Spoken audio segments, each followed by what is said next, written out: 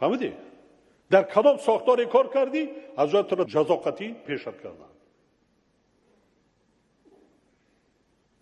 از چه کار در قبول کردن من نمیدونم.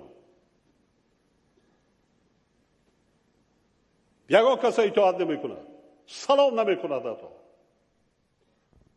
چی؟ تو یگان با از آسمان چکیدی؟ قانون برای چی؟ قانون برای کی است؟ گناه نداری؟ کمودی نداری؟ دارم. همین زیر عرضت میشه گم میشه.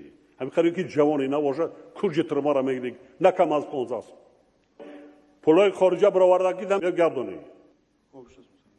شید. اکثریت را یک سال 8 ماه. چند خانه داری؟ راست شگو. 3 تا دارم جناب.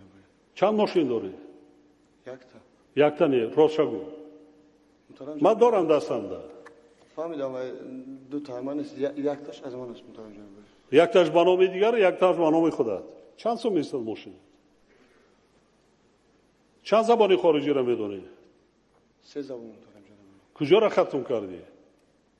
دیپ اکادمی روسیه محترم جناب ولی دروغ میگوی، ختم نکردی. کنسولش بله ختم نکردی، دروغ نگو. بله ختم کرده نیستم محترم جناب ولی با سبب های پیشت کردم برای نداشتن سواد.